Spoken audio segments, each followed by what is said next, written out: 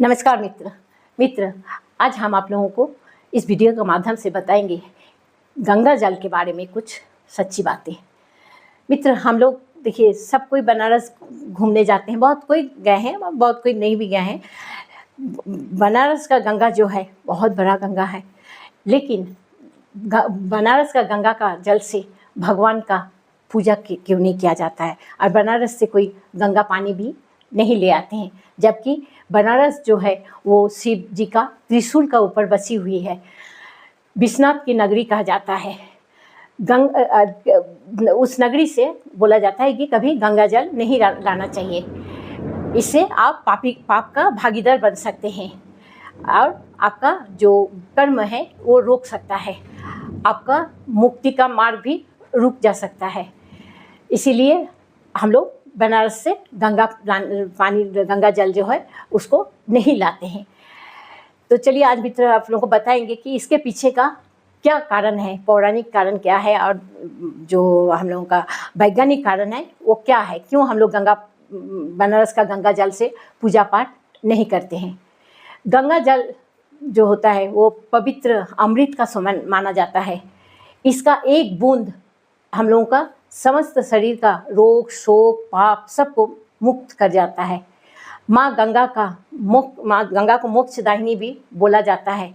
मोक्षदायिनी जल चाहे जीवित हो या मृत हो, गंगा जल का स्पर्श मात्र से ही पवित्र हो जाता है। जन्म हो, विवाह हो, मृत्यु संस्कार हो, गंगा जल के बिना हम लोगों का कोई भी काम पूर्ण नहीं होता है, मनुष्य का सद्गति भी नहीं होता है। लेकिन बनारस का जो गंगा जल है वो गंगा जल किसी को भूल कर भी अपने घर में नहीं लाना चाहिए। अब प्रश्न ये उठता है कि गंगा जल तब हम लोग कहाँ से ले आए, किस गंगा का पानी से हम लोग पूजा करें। देखिए ऐसा तो गंगा बहुत जगह पे है, जैसे हरिद्वार, प्रयागराज, गंगोत्री, कहीं से भी आप गंगा जल ला सकते हैं और पूजा कर सकते हैं, लेकिन काशी से गंगा जल कभी ना लाना चाहिए। शिव पुराण में काशी को महाश्मशान कहा गया है। महाश्मशान जहाँ शिव जी खुद वहाँ वास करते हैं, जहाँ मृत्यु नहीं होती है, जहाँ सीधे मोक्ष का प्राप्त होता है, जहाँ जल स्थल और सभी जगहों पर छोटे बड़े सभी जीव मोक्ष के लिए वहाँ कामना करते हैं। दुनिया की सबसे प्राचीन नगरी काशी को माना जाता है।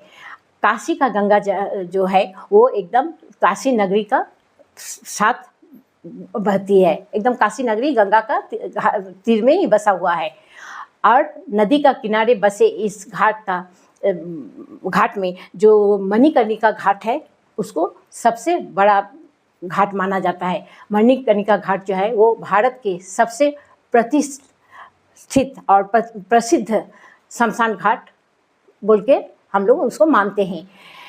यहाँ 24 घंटा दाह संस्कार किया जाता है, और माना जाता है कि लगातार दाह संस्कार के कारण राख और अन्न शेष जो गंगा नदी में निरंतर मिलते रहता है। इस कारण वहाँ का गंगा का पानी हम लोगों को कभी घर नहीं लाना चाहिए। इससे मृत व्यक्ति का जो शेष अंश उसमें मिल जाता है वो हम लोगों का घर के लिए खराबी करता है। यही नहीं, जल में कोई छोटी छोटी कीड़े मकोड़े भी आते हैं, जिन्हें काशी के धरती में अपना मोक्ष की कामना रहता है। इसलिए काशी के गंगा जल लाने से हम लोगों को बचना चाहिए। कई लोगों कहते हैं कि मणिकर्णिका या उसके नज़दीकी घाटों को छोड़कर अगर हम लोग दूसरे घाट से गंगा जल लाएं तो उसमें क्या दिक्कत है। देखिए काशी में प्रत्येक घाट में ही दाह संस्कार होता है, केवल मणिकर्णिका या उसके आसपास के घाट में नहीं। काशी के किसी घाट से गंगा जल नहीं लाना चाहिए। इसका कारण चाहे कोई जीवित हो या मृत हो, उसको काशी का गंगा जल से ही केवल हम लोग मोक्ष का प्राप्ति दिला सकते हैं।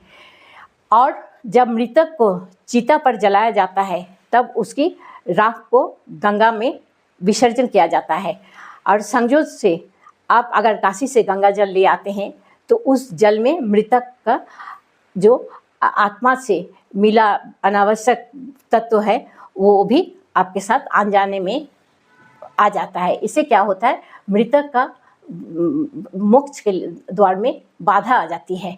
मृत्यु का पुनर्जन्म चक्र आत्मा जो होता है वो अतृप्त हो जाता है। इसीलिए इस समस्या आपका अपना परिवार में भी खड़ा हो सकता है।